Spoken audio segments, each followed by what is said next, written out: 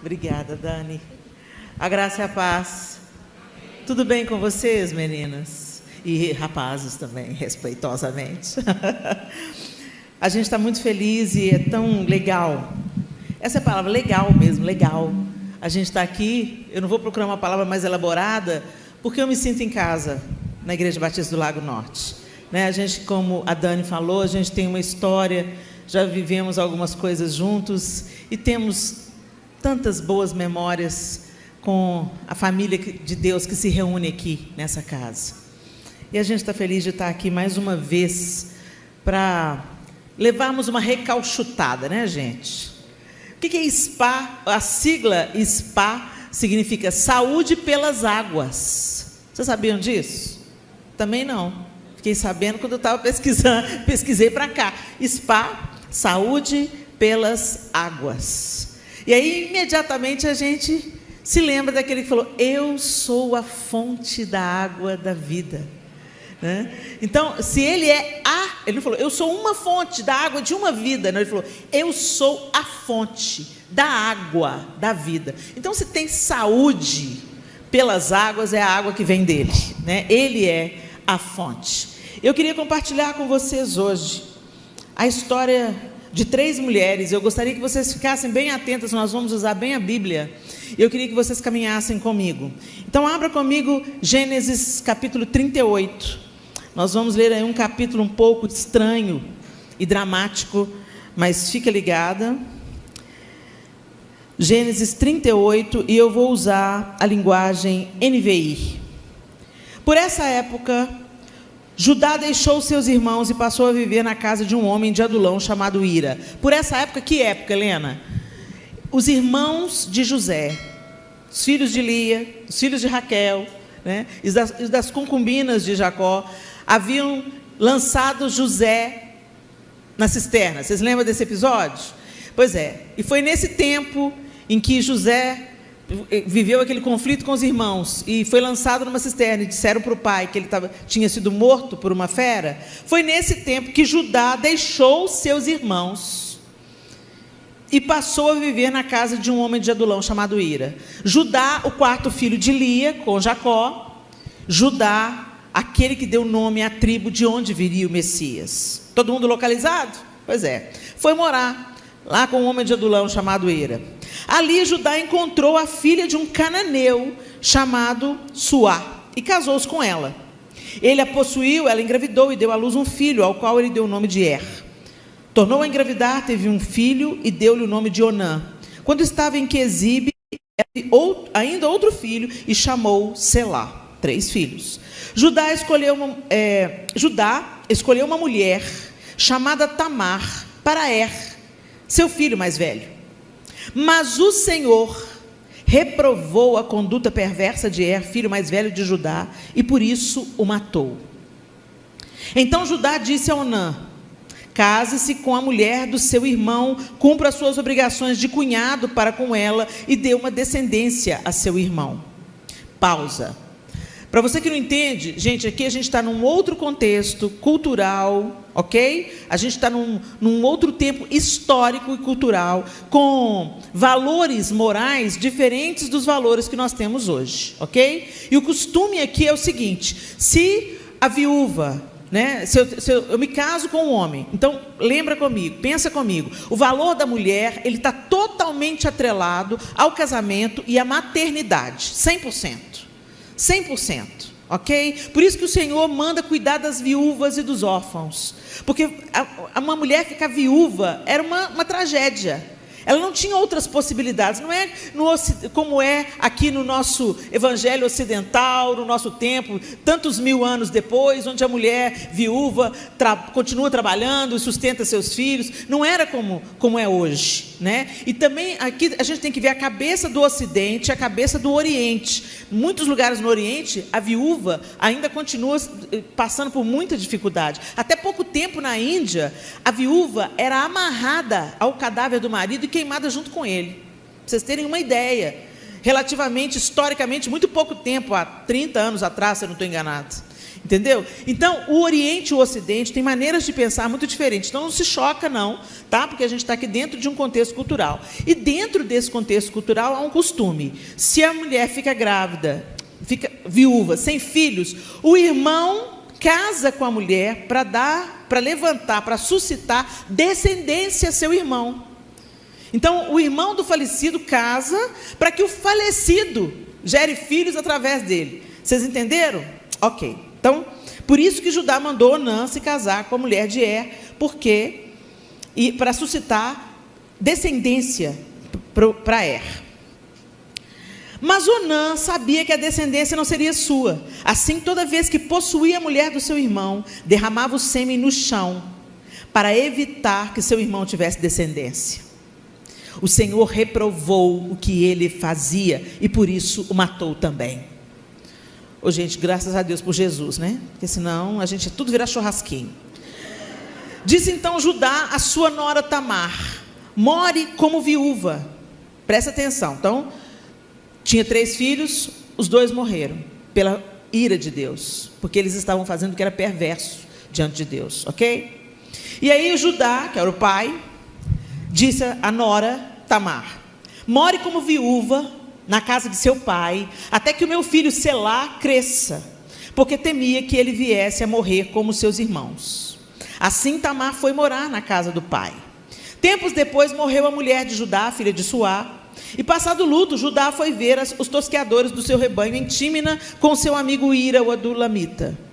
Quando foi dito a Tamar: seu sogro está a caminho de Tímina para tosquear suas ovelhas, ela trocou suas roupas de viúva, cobriu-se com um véu para se disfarçar e foi sentar-se à entrada de Enaim, que fica no caminho de Tímina.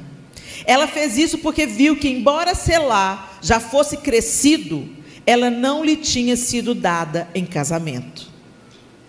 Quando a viu, Judá pensou que fosse uma prostituta, porque ela havia encoberto o rosto.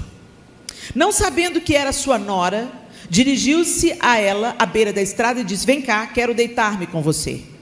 Ela lhe perguntou: o que você me dará para deitar-se comigo? Disse ele: eu lhe mandaria um cabritinho do meu rebanho.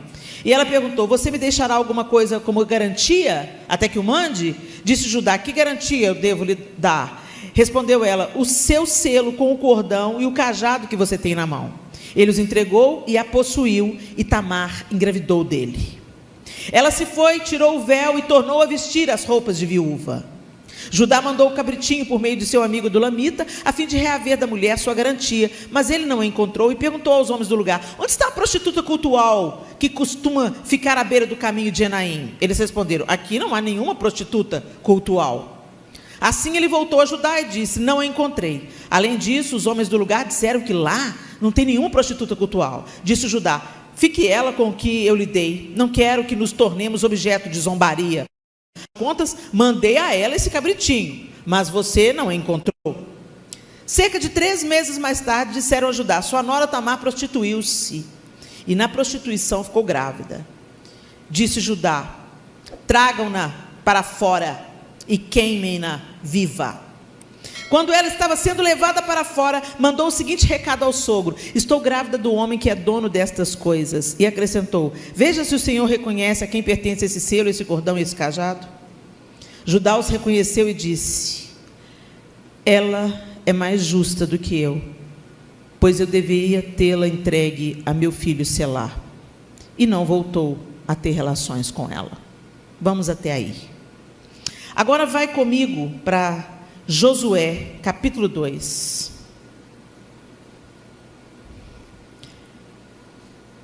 Aqui a gente se depara com a história de outra mulher, Raabe. Então Josué, filho de Num, enviou secretamente de Sitim 2 espiões e lhes disse: vão examinar a terra, especialmente Jericó. Eles foram e encontraram na casa de uma prostituta chamada Raabe, e ali passaram a noite. Todavia o rei de Jericó foi avisado: alguns israelitas vieram aqui essa noite para espionar a terra. Diante disso, o rei de Jericó enviou essa mensagem a Raabe: mande embora os homens que entraram em sua casa, pois vieram espionar a terra toda.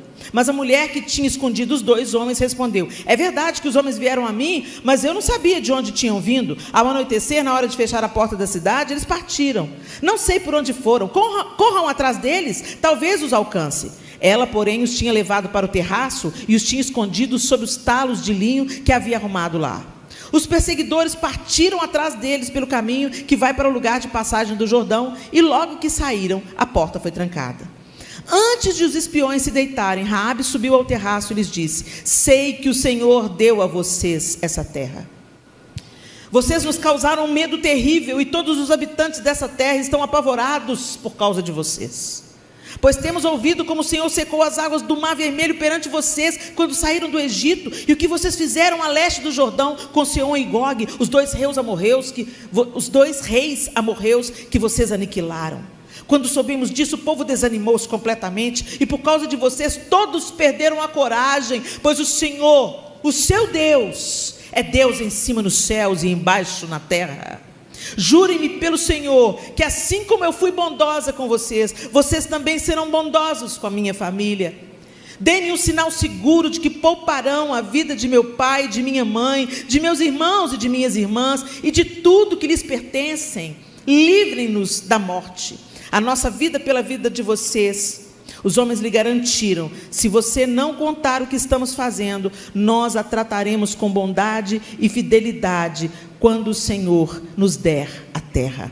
Então Raabe os ajudou a descer pela janela com uma corda, pois a casa em que morava fazia parte do muro da cidade. E lhes disse: vão para aquela montanha para que os perseguidores não os encontrem. Escondam-se lá por 3 dias até que eles voltem, depois poderão seguir o seu caminho. Os homens lhe disseram: estaremos livres do juramento que você nos levou a fazer, se quando entrarmos na terra você não tiver amarrado esse cordão vermelho na janela pelo qual nos ajudou a descer, e se não tiver trazido para a sua casa o seu pai, a sua mãe, os seus irmãos e toda a sua família. Qualquer pessoa que sair da casa será responsável por sua própria morte. Nós seremos inocentes, mas seremos responsáveis pela morte de quem estiver na casa com você, caso alguém toque nessa pessoa. E se você contar o que estamos fazendo, estaremos livres do juramento que você os levou a fazer. Seja como vocês disseram, respondeu Raabe. Assim ela os despediu e eles partiram. Depois ela amarrou o cordão vermelho na janela. Quando partiram, foram para a montanha e ali ficaram 3 dias até que os seus perseguidores regressassem.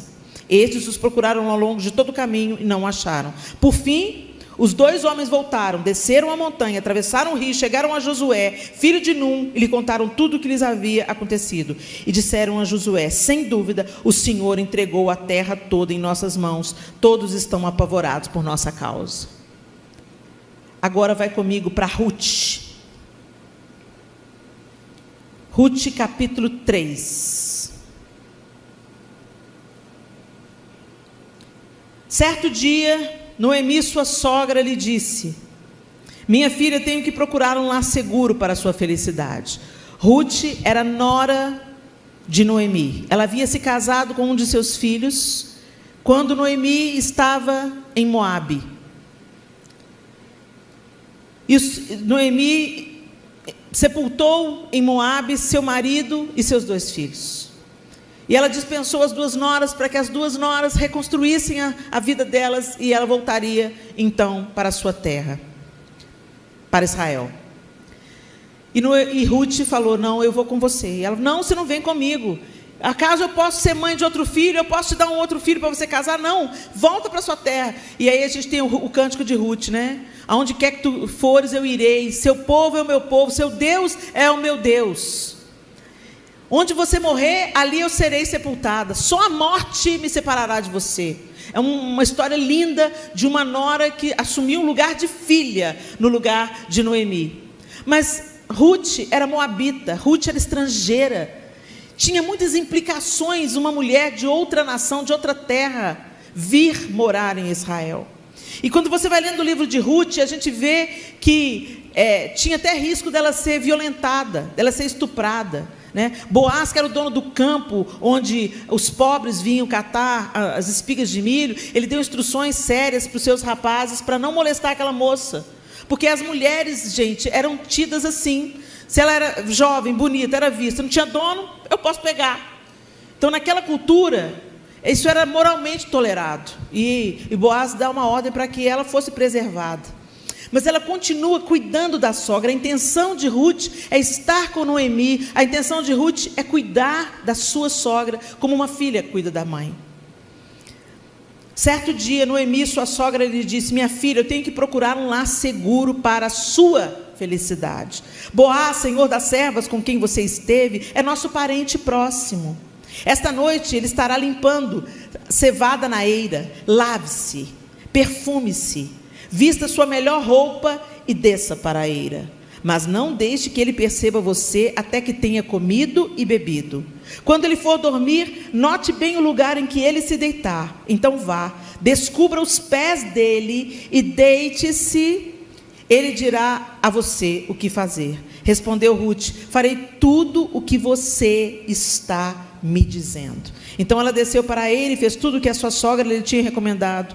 Quando Boaz terminou de comer e beber, ficou alegre e foi deitar-se perto do monte de grãos. Ruth aproximou-se sem ser notada, descobriu os pés dele e deitou-se. No meio da noite, o homem acordou de repente. Ele se virou e assustou-se ao ver uma mulher deitada a seus pés. Quem é você? Perguntou ele. Sou sua serva Ruth, disse ela. Estenda a sua capa sobre a sua serva, pois o Senhor é resgatador. Boaz lhe respondeu: o Senhor abençoe, minha filha. Esse seu gesto de bondade é ainda maior do que o primeiro, pois você poderia ter ido atrás dos mais jovens, ricos ou pobres. Agora, minha filha, não tenha medo. Farei por você tudo o que me pedir. Todos os meus concidadãos sabem que você é mulher virtuosa. Vamos até aí. 3 mulheres. Todas estrangeiras. Mulheres que não eram da tribo de Israel, né? Do povo de Israel. Alguma de vocês já morou em outro país, sem ser o Brasil, passou um tempo fora? Temos algumas. Vocês sabem como é o olhar para o estrangeiro, não sabe? Para a gente que é turista, é tudo maravilhoso. A gente vai lá, desfruta, mas quando você vai morar na terra, trabalhar na terra, estudar na terra, e você vai conviver com os nativos, muitos são amorosos, solícitos e compreensivos, mas muitos são hostis, indiferentes e até ofensivos. Eles te olham de cima para baixo. É tão interessante que Deus, Ele ordena como o povo de Israel deve cuidar, deve tratar o estrangeiro. O estrangeiro, o órfão e a viúva estão na mira de Deus. Por quê? Porque Ele sabe da vulnerabilidade dessas 3 categorias de pessoas: estrangeiros, órfãos e viúvas. Nesse caso aqui, gente, nós temos 2 viúvas e uma prostituta. Então, pega a ideia. Não eram só 3 mulheres estrangeiras, eram 3 mulheres estrangeiras. 2 delas viúvas e uma delas prostituta. Piorou? Piorou. Aí quando você olha para Tamar,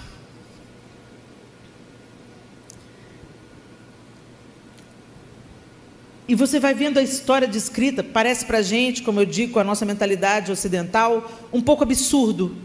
Como assim, gente? Judá ficou viúvo, já foi pegar uma prostituta? Mas o texto, o relato, trata apenas como relato. É assim que era, né? O juízo de valor daquela época não estava no fato de um viúvo se deitar com uma prostituta para se resolver sexualmente. O juízo de valor daquela época estava, por exemplo, o peso estava, por exemplo, em cumprir a sua palavra, em cumprir a promessa empenhada. Era tão sério que Jacó, gente, desculpa porque eu estou trocando os nomes tudo, tá?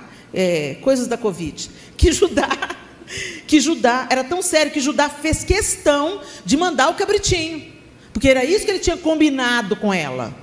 Ok? Ele tinha combinado com ela que ele ia se deitar com ela por um cabrito, ia deixar tipo um pendão, né, um penhor, e aí ele depois ia mandar resgatar. E ele voltou, o amigo dele voltou lá e falou: não tem prostituta lá não. Ela falou: nós não vamos sofrer esse vexame, né? O texto diz isso, nós não vamos sofrer esse vexame. Nós fomos lá, nós quisemos cumprir a nossa promessa, mas ela não estava lá, não posso fazer nada, que ela fique lá com o que eu deixei com ela.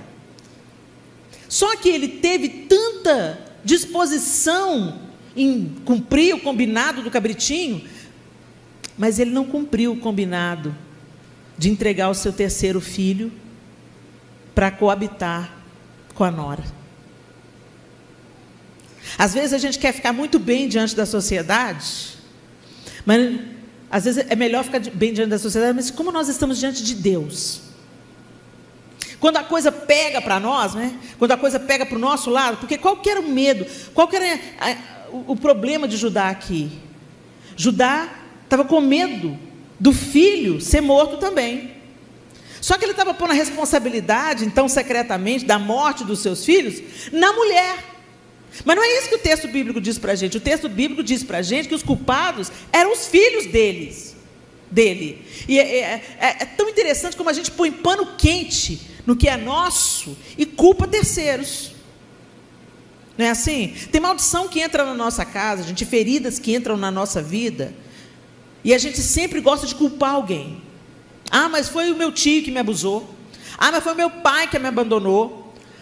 E a gente fica nessa lenga-lenga. Tá, mas o que Deus tem feito por você? E o que Ele pode fazer por você? Será que a gente está vivendo assim como Judá, né? Responsabilizando terceiros e agindo em nome dessa responsabilização de terceiros, agindo de um jeito que Deus reprova? Pondo pano quente nos nossos próprios erros, nos nossos próprios equívocos. É tão interessante, gente, que Deus havia prometido uma descendência a Abraão. E todo mundo na casa de Abraão sabia da promessa de Deus. Então Abraão sabia, Isaac sabia, Jacó sabia, e certamente todos os filhos de Jacó sabiam da promessa de Deus. O primeiro filho de Judá não deu descendência a Abraão. O segundo filho de Judá não deu descendência a Abraão. Mas ainda assim ele sonegou, ele escondeu o seu terceiro filho. E o seu terceiro filho já era um homem, mas ele fez vistas grossas, mandou a mulher passar o resto da vida dela. Ele condenou Tamar à viuvez perpétua. Porque, gente, ela poderia ter se casado novamente com outro homem que a quisesse desposar. Mas ele falou assim: põe as vestes da sua viuvez, volta para a casa de seu pai e espera. Ela confiou. Quantas vezes você está aqui, mas dadas as devidas proporções, você recebeu orientações na sua vida, conselhos na sua vida? Espera. Eu vou fazer promessas na sua vida, e isso te colocaram no lugar de uma espera perpétua. Isso gerou uma insegurança em você, e te decepcionaram, frustraram os seus planos, pararam a sua vida, e hoje tudo que você faz é uma reverberação desse momento, desse lugar onde você foi ferido. Mas tem uma característica nessa mulher. Então ela foi desprezada. Ela foi desprezada. Ela foi usada, porque Onã se deitava com ela, queria desfrutar dela, mas não suscitava uma descendência. E por isso ele foi reprovado diante de Deus. O que ele fez era perverso diante de Deus. Eu acho uma graça a mulherada que fala que Deus é machista, que a Bíblia é machista, porque não leu, né? Vai ler a Bíblia para você ver como é que Deus toma causa dessas mulheres aqui, como Tamar, como Raabe e como Ruth, e como tantas outras. Ele fez o que era mal com aquela mulher. Ele usou aquela mulher sem suscitar uma descendência, sem fazer dela uma mãe, dar a ela filhos que poderiam cuidar dela na velhice dela. Ele deixou ela desprotegida, por egoísmo, por pensar somente em si. Não, isso não é descendência para mim, é descendência para o meu irmão, só vou usar. Mas na hora da relação sexual, ele deitava o sêmen na terra. E por isso o Senhor o matou. E aí vem o sogro e promete: não, meu filho ainda é pequeno, mas quando ele for homem, ele vai suscitar descendência. E ela ficou vestida com as vestes da sua viuvez. Quanto tempo, gente? A gente não sabe, a Bíblia não diz, mas certamente se passaram anos aqui. Judá ficou viúvo, Selá cresceu.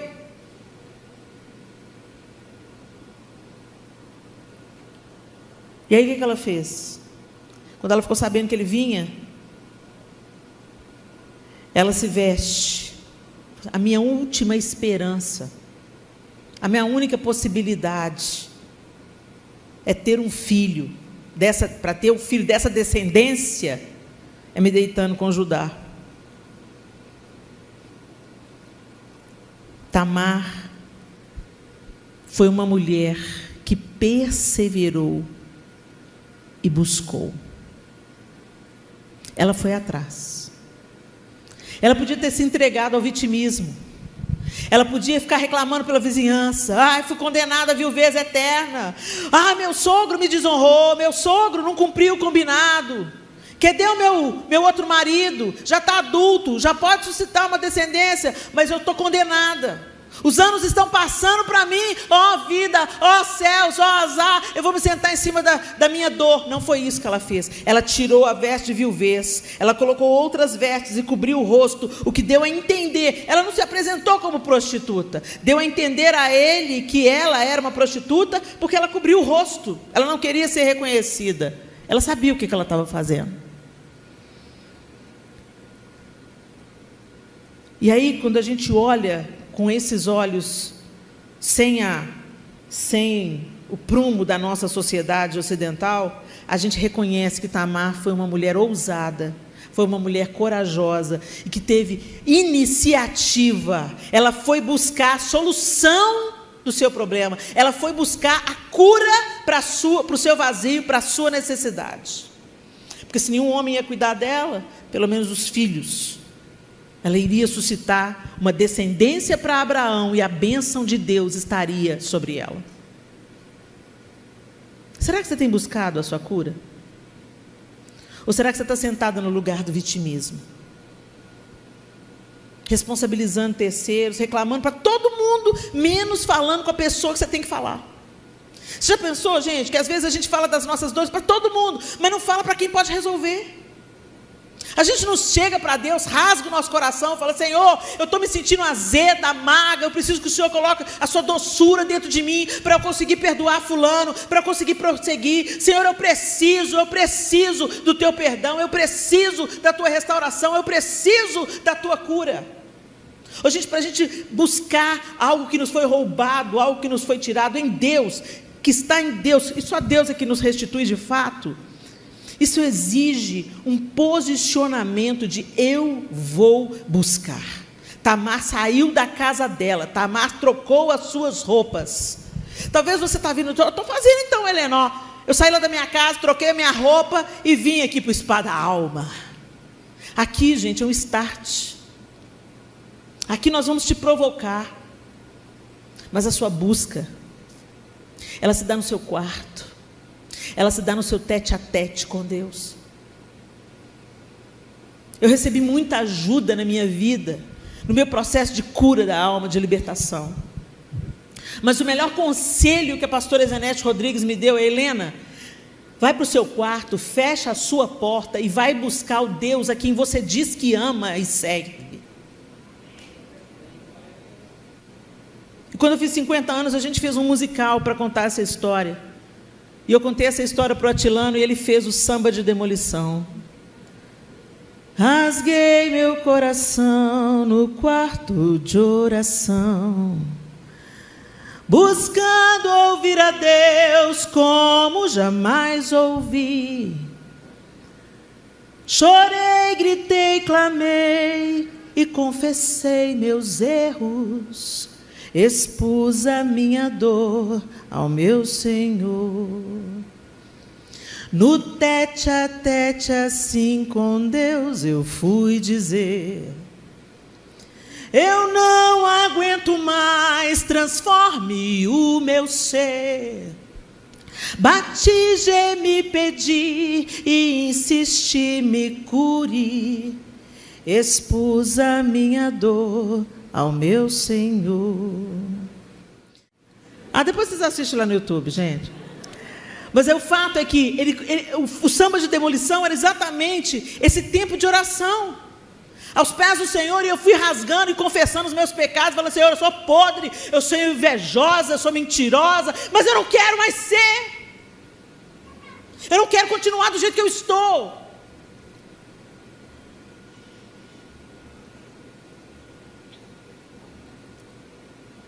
Às vezes a gente vai diante de Deus e fica: Senhor, eu pego fulano, mato fulano. Foi fulano que fez isso comigo. Senhor, fulano, por que fulano está vivendo a vida boa? Ele me destruiu, fulano me abusou, fulano, meu patrão, meu pastor. Para de falar dos outros, para de fofocar para Deus. Fala do que está dentro de você, que está te ferindo. Confessa o seu pecado. Rasga o seu coração. Diz para Deus o que não está legal. E deixa Ele curando. Deixa Ele trocando o fardo com você. Tamar gerou a Perez, que gerou Esrom. Esrom gerou Arão, Arão gerou Aminadab, Aminadab gerou Naasson, Naasson gerou Salmão, Salmão gerou Boaz, cuja mãe foi Raabe. Olha, chegou na outra. Raabe, a prostituta, mãe de Boaz? A prostituta, com tudo que esse nome carrega. Foi a prostituta que disse: nós ouvimos falar o que o Deus de vocês está fazendo. Nós ouvimos falar que Ele secou o mar diante de vocês. Nós ouvimos falar o que Ele fez com os dois reis amorreus. E está todo mundo apavorado. Eu sei que o seu Deus é Deus no céu e embaixo na terra. Que confissão! Que confissão! Olha, está tudo perdido para nós, está tudo arruinado para nós, mas eu sei quem é o seu Deus, e Ele é Deus no céu, e Ele é Deus embaixo na terra. Então me poupe, e poupa a minha família, porque eu reconheço que o Deus de vocês é poderoso, eu reconheço que Deus pode fazer o que Ele quiser fazer, eu reconheço que Ele é absoluto e soberano sobre todas as coisas, e eu imploro que vocês nos protejam.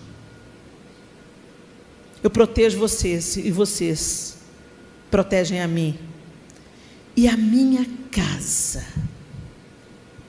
Tão interessante que quando a cura entra na nossa vida, ela não atinge só a gente. Ela muda a possibilidade, porque o diabo, gente, ele trabalha com teias.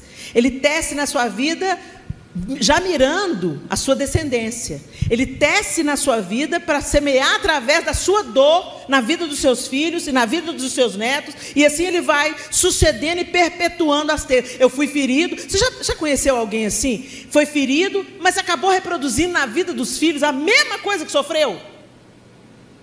Eu não quero fazer isso, mas eu faço. Aquela oração do apóstolo Paulo, né? O bem que eu quero não faço, mas o mal que eu não quero é esse que eu faço. Quando você vê o filho que apanhou muito do pai, acaba batendo muito nos filhos. A filha da mãe solteira acaba engravidando também. E assim o diabo vai estabelecendo a sua teia de geração em geração. Mas Deus também é o Deus que abençoa de geração em geração. Você vai se apegar a quem? Você vai se apegar, você vai deixar quem trabalhar na sua vida? Você vai autorizar quem na sua vida? Mas eu quero te dizer o seguinte: quando Raabe recebeu e ela pediu a cura, ela não estava pensando só nela.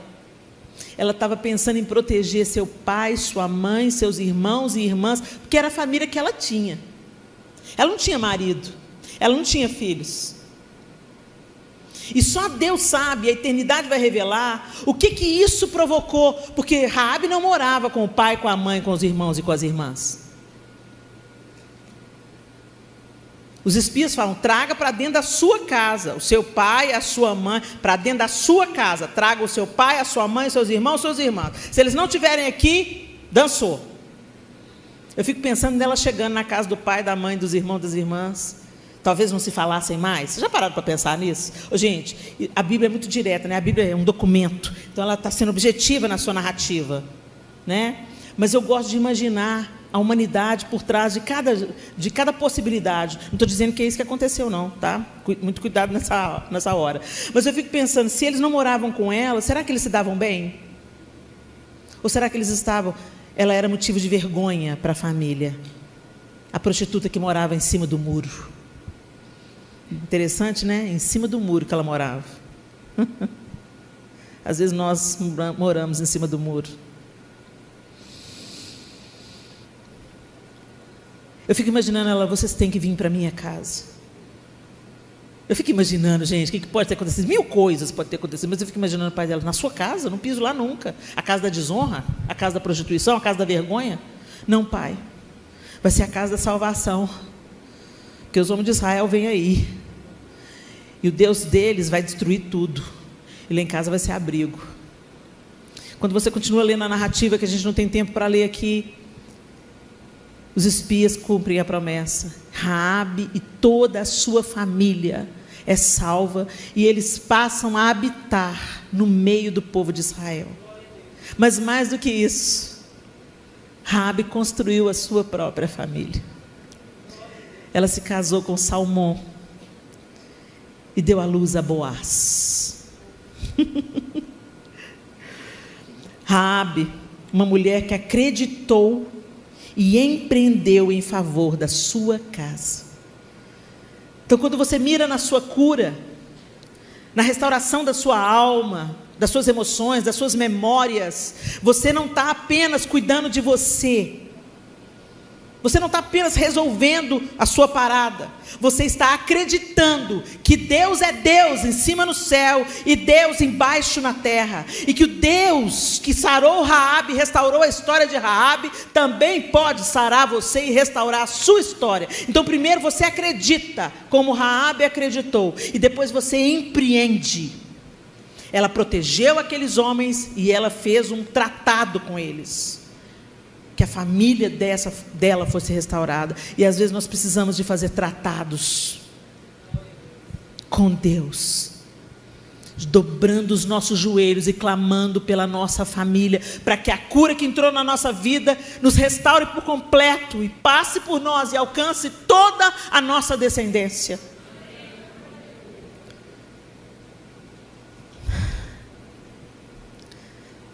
Salmão gerou Boaz, cuja mãe foi Raabe. Boaz gerou Obed, cuja mãe foi Ruth. Ruth, a moabita. Ruth, aquela que foi para servir sua sogra. Ruth, que não olhou a sua sogra como uma adversária. Hashtag fica a dica. Ruth, que amou sua sogra como se ama uma mãe. E foi amada por Noemi como uma filha. Deus quer restaurar e precisa restaurar os relacionamentos de noras e sogras. Essa história de não, sogra enche muita paciência. Deixa eu te falar, minha linda, sua hora vai chegar. Sua hora vai chegar. E os papéis mudam. E tudo que você está plantando, você vai colher. Porque a lei da semeadura é implacável como a lei da gravidade. A gente pensa isso na hora do dízimo, mas não pensa isso na hora que a gente fala certas coisas, e não pensa isso na hora que a gente destrata a nossa sogra. Helena, mas você que não sabe o capeta que é a mãe do meu marido. Deixa eu te falar. Você já parou para pensar que ela é uma mulher que pode ter suas inseguranças? Gente, agora eu estou do lado de cá. Agora eu estou entendendo tudo. Eu passei a olhar para minha sogra com mais compaixão. Eu sempre admirei minha sogra, respeitei minha sogra. Era uma mulher extraordinária, valete, casca grossa. Passou por cada coisa na vida que eu não sei se eu teria dado conta de atravessar, não. Uma mulher valente, admirável.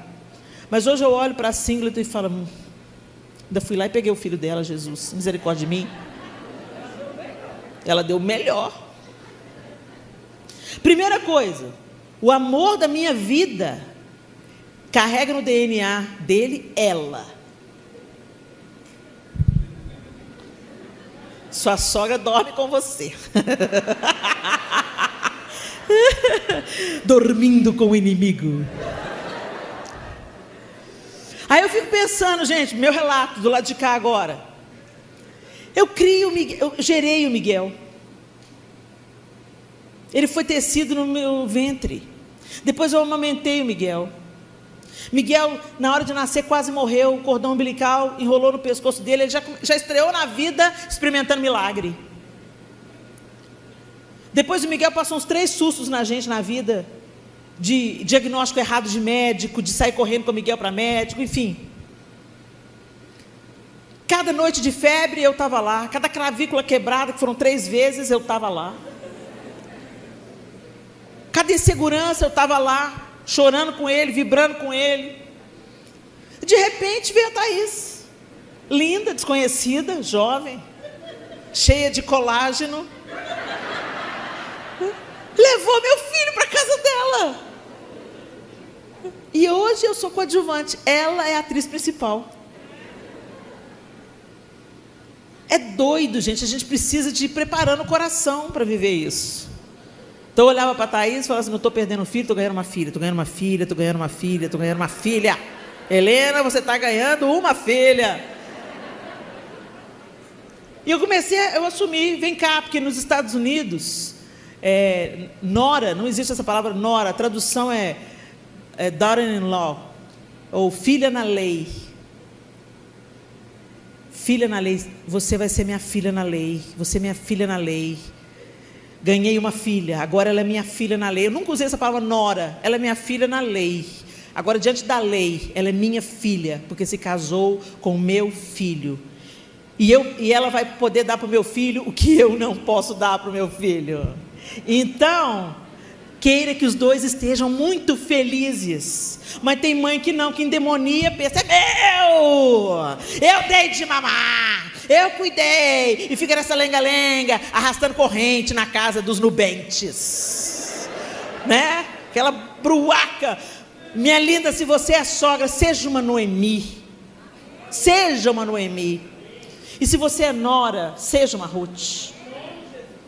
Honra a sua sogra, entenda a limitação dela, dê tempo ao tempo, e entendam, não são amores que disputam. Você, nora, nunca vai ser a mãe dele. Você nunca vai ocupar esse lugar. Pelo menos eu espero. Eu não quero ser mãe do João. Quero ser esposa dele. E você, sogra, entenda. Você nunca vai poder ocupar o lugar da sua nora. Ótimo, ninguém concorre. Cada um no seu quadrado. Ok? Deixa Deus restaurar esse relacionamento. Mas vamos voltar aqui para Ruth. Ruth, a mulher que obedeceu e se posicionou. Incrível. Quando Noemi chega para ela e fala assim, olha minha filha, o negócio é o seguinte, você é minha filha, né? Então você vai obedecer o que eu vou mandar você fazer. Você vai se banhar, você vai se perfumar. Olha Noemi arrumando marido para Ruth. E ela fala o quê para a sogra? Eu vou fazer tudo conforme você me mandou. Ô, gente, obediência traz bênção para a vida da gente. E às vezes quando Deus começa a tratar algumas questões na nossa vida, no nosso caráter, sabe, revirar aqueles entulhos que estavam lá no profundo, você achava que estava resolvido, mas Deus começa a mexer, como no spa da alma, a gente está mexendo nessas questões, e aí vem aquele cheiro ruim à tona, porque mexe no lixo do passado. Tem certas coisas que Deus vai limpar, e a gente tem que entrar no caminho da obediência. E obedecer não vai ser fácil, principalmente se você tem um coração ferido. O coração ferido se rebela e faz parceria com Satanás. Todo rebelde tem parceria com ele. Mas aquele que se submete tem parceria com o Cordeiro de Deus. Aquele que obedece. Gente, obedecer não foi fácil. Não é fácil, não foi fácil para Jesus também não. Mas a obediência dele trouxe vida para você. E a sua obediência vai gerar vida para você e vai gerar vida além de você, para a sua descendência, para a sua casa, para os seus amigos e para onde mais Deus quiser transbordar você. Mas tem que ter obediência. Eu me lembro na época que eu estava passando pelo meu processo, a Zenete falou assim: Helena, você não vai mais ministrar. Como é que é? Não, você não pode ministrar, você vai ficar um tempo distanciado, mas você tem que estar em todo culto, sentado no primeiro banco, assistindo as ministrações do Diante do Trono, mas você não vai ministrar. Eu não sei se você vai participar da gravação do 3º CD, que era o Águas Purificadoras. Sabe por que aquele CD foi uma bênção? Porque nós todos estávamos no liquidificador de Deus, passando pelo processo. Então, quando a gente estava cantando lá, quero beber do teu rio, Senhor, sacia minha sede, lava o meu interior. Não era da boca para fora. Vinde, voltemos ao Senhor, pois Ele nos despedaçou e nos sarará. Deus estava me despedaçando. Por quê? Porque o orgulho tinha que morrer, a autossuficiência tinha que morrer, a rebelião tinha que morrer. E Deus não faz isso sem quebrar o vaso. Ele quebra tudo e faz de novo. Ele não põe remendo. E esse processo de demolição, como chama o samba de demolição, é porque eu me senti sendo demolida de fato. Deus tem que jogar no chão, Deus tem que desmanchar. E aí fazer de novo e fazer certo. E isso vai confrontar o nosso orgulho, confrontar a nossa rebelião, confrontar o nosso achismo, confrontar o que a gente acha certo. Não é o que a gente acha certo, é o que a Bíblia diz. E Deus me levou para o caminho da obediência. E foi tão doloroso. Eu tinha que sentar no primeiro banco. E eu não podia ministrar. Aí chegou uma menina do grupo. Porque o diabo é esse, que no meio da tempestade, ele usa a boca do distraído. Você não distrai não, gente. Não distrai não, que o diabo fala na sua boca. É só você distrair um pouquinho. Ficar um pouquinho mais emocionado, alegrinho, que ele usa a sua boca. Não se distrai não.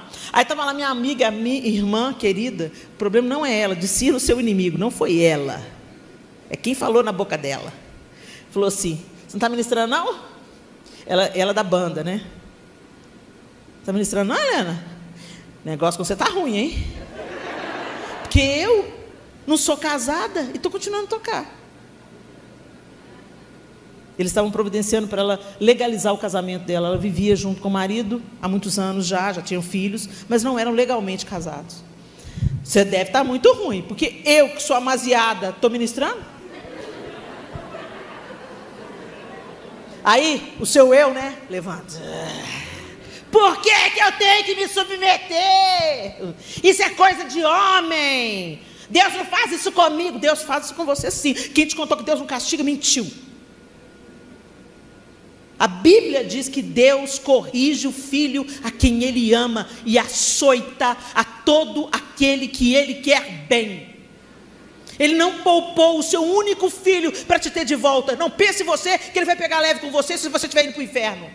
E agora, graças a Deus, quando Deus ainda está pegando pesado comigo, eu fico ainda esperança. Porque quando Ele desistir, Ele te joga na mão de Satanás e tira o freio de mão e fala: desce ladeira abaixo, querida.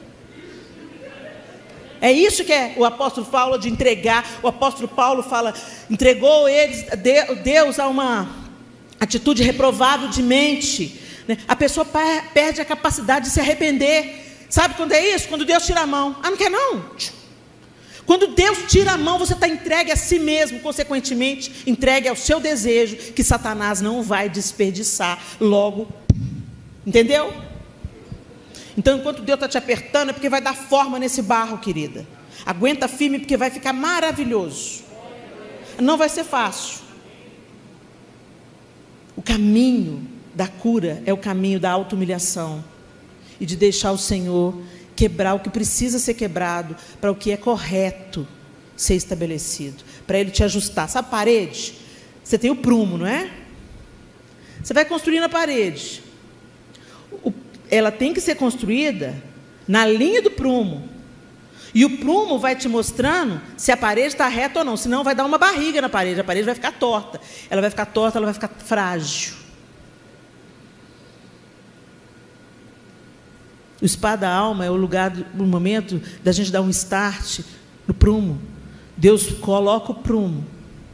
E se a parede está torta, Ele vai derrubar para fazer ela subir direito. Porque se você não estiver pronta, vai quebrar. É igual o vaso. No meio do meu processo de cura, de libertação, eu estava fazendo uma aula de cerâmica na universidade, fazia arte. E a gente trouxe o barro, a argila, e ela falou assim, abre, a professora falou, abre com o rolo. E eu abri, eu e outros alunos, tinha cada um na sua mesa de trabalho, abrimos o barro, ela falou assim, agora pega o estilete e vai passando a faquinha na vertical, em todo o barro. E à medida que a gente ia passando, uns barulhinhos na lâmina, e a gente ia tirando umas pedrinhas. Sabendo essas pedrinhas? Tem que tirar tudo. Tem que tirar tudo. Então tem que passar a lâmina bem pertinho, os cortes um do outro, para nenhuma pedrinha passar de batido. E assim a gente fez. Quando eu acabei, eu falei assim, agora tudo na horizontal. Ai, professora, que canseira. Por que isso, professora? E aquele tanto de pedrinha, um montinho de pedrinha aqui, só subindo, só subindo. Tira a pedra, passa a faquinha, tira a pedra, passa a faquinha, tira a pedra. Aí eu falei, ai, que canseira, já estava cansado, meu braço estava doendo. Ela, acabou, gente, acabou. Agora vira a massa e faz tudo do outro lado. O quê? Ela, para de reclamar, Helena, faz logo. Eu falei, não, professor, já estou cansado. Eu era muito reclamona. É uma área que eu ainda tenho que vigiar na minha vida. Aí eu, não, estou cansada, professora. Ela falou assim, Helena, deixa eu te explicar. Se não tirar todas as pedrinhas, o que acontece? Quando você fizer a sua peça, você vai levar no forno. E quando essa peça for a altas temperaturas, a pedrinha, uma que tiver, vai rachar o vaso. Você perdeu todo o seu trabalho. Então, eu sei que é chato, eu sei que é demorado, eu sei que faz doer seu braço, mas é necessário para o seu trabalho ser bem feito. E aí Deus começou a falar comigo, é isso que eu estou fazendo com você. Eu estou passando a faquinha. E as pedrinhas estão brotando. Insatisfação, murmuração, inveja, chocarrice, autossuficiência, orgulho, arrogância. Os pontinhos só subindo. Se eu não tirar isso de você, quando a vida te levar a altas temperaturas, você vai quebrar. E vai perder toda a sua utilidade. E a capacidade de reter o conteúdo. Ruth se submeteu. Eu fico pensando que não foi uma coisa tão fácil. É linda a história. Mas ela saiu da sua terra, da sua parentela, dos seus deuses, e ela foi para uma terra estranha, para um povo estranho, para o desconhecido, com uma senhora idosa. O que vai acontecer? Agora eu sou responsável por ela, ela é responsável por mim, nós só temos uma outra. Mulher não trabalhava naquela época, nós vamos defender. O que ela estava fazendo? Catando espiga. Porque Deus mandou, quando vocês forem fazer a colheita, e a espiga caiu no chão, não pega, porque é assim que eu vou alimentar o pobre, o necessitado e a viúva. E assim ela ficava, catando as espigas na eira de Boaz e vendendo para trazer sustento. Ela obedeceu. E ela se posicionou. Noemi falou, se coloca aos pés dele. Aquilo era um gesto que Ruth estava dando uma intimada no Boaz, entendeu? Tipo assim, e aí, vai pegar ou não vai? Você vai me resgatar? Estou querendo. Ela estava ela estava falando, você pode ser o resgatador, porque você é parente. E ele era muito mais velho do que ela, e ele fica todo, né? Puxa, você usou de benevolência. Porque você é bonita, você é jovem, você poderia ter escolhido outro, mas você me escolheu. E eu vou te resgatar assim. Ele deu oportunidade para um outro rapaz que não quis resgatar, ele foi lá e resgatou a Ruth. E o que eu quero destacar? cada uma dessas mulheres, Tamar perseverou e buscou. Raabe acreditou e empreendeu para o bem da sua família.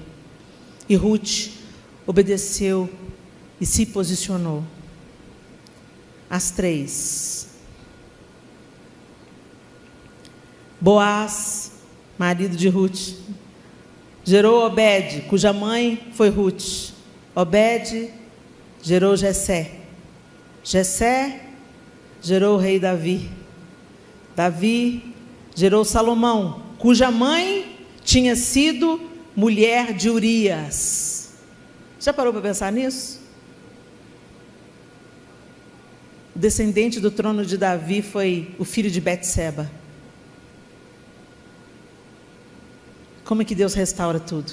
Aquele filho do adultério morreu, mas o outro filho que ela teve com Davi foi o sucessor de Davi. Deus restaurando a sorte de Betseba, vitimada pela cobiça do coração de Davi.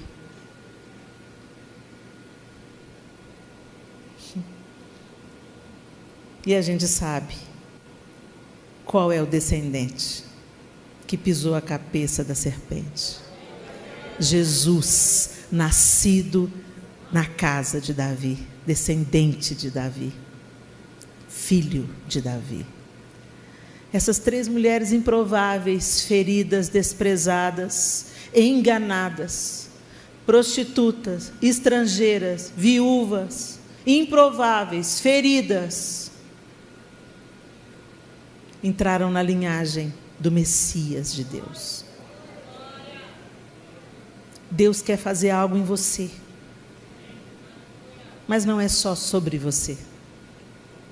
A gente gosta de ter um Deus que olhe só para o nosso umbigo, né? Sim, Deus é um salvador pessoal. E você é singular e única. Mas não se gabe. O Pai, que Jesus ensinou a gente a orar, o Pai Nosso, é nosso. Pai nosso que estás nos céus, santificado seja o teu nome, venha a nós o teu reino. O meu Deus é o seu Deus, é o seu Deus, é o seu Deus, é o seu Deus.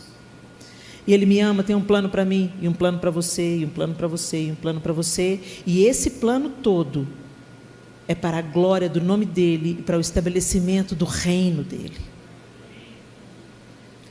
Assim como Deus colocou essas três mulheres improváveis e feridas na linhagem do Messias, Ele tem um plano para ser cumprido em nós e através de nós, que passa por nós, que cura e restaura a nossa história e que transborda para alcançar outras pessoas, sarar outras pessoas e dar esperança a outras pessoas, porque Deus não é Deus de bolinho,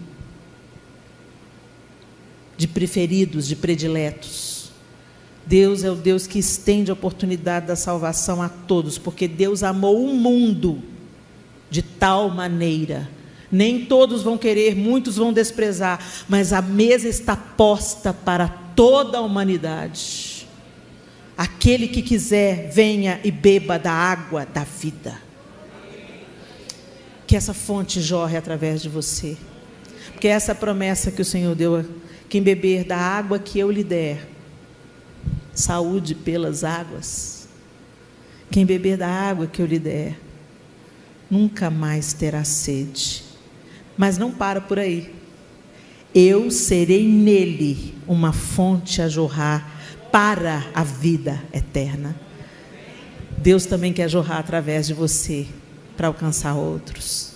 Feche os seus olhos.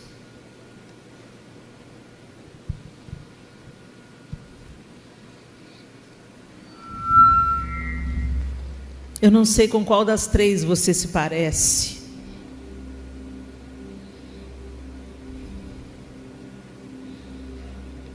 Eu não sei se você é aquela que tem a visão e a disposição de Tamar.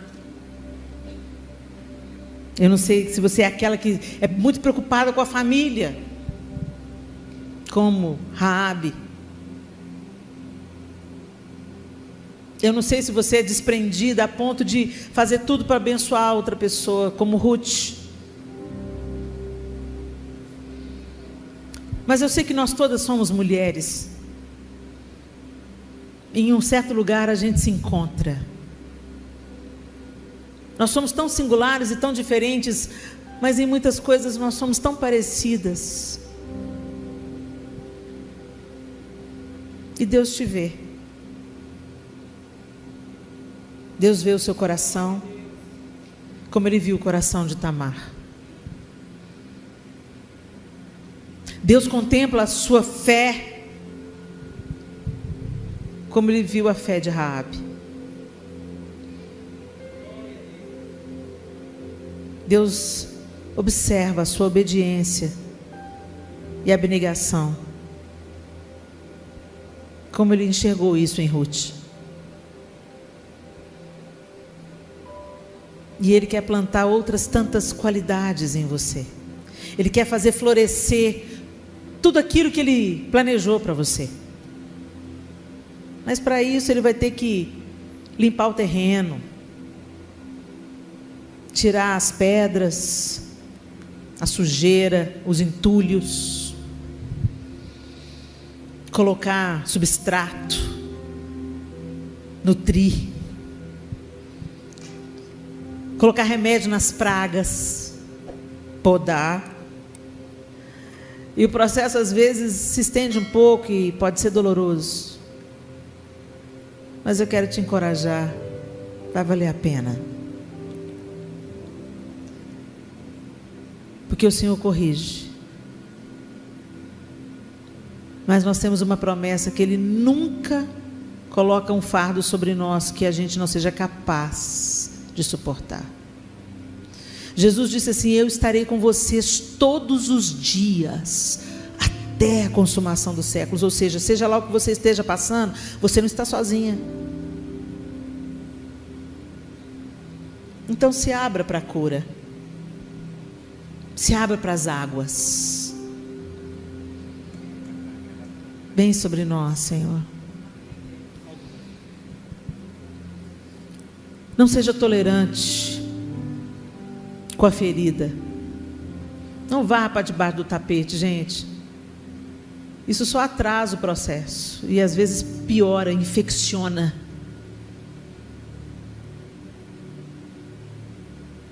Peça ao Senhor para entrar na sua história, porque vocês são únicas, carregam também uma história única.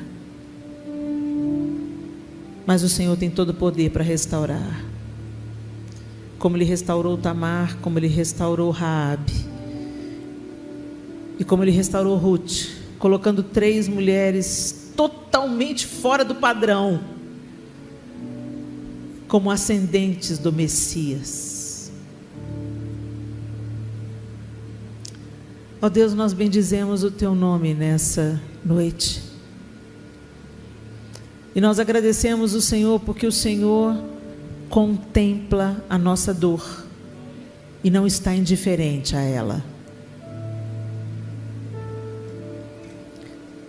Como o Senhor fez de Lia, mãe de filhos, como o Senhor trouxe descendência a Tamar, como o Senhor restaurou a casa de Raabe e de toda a sua família, e deu a ela filho,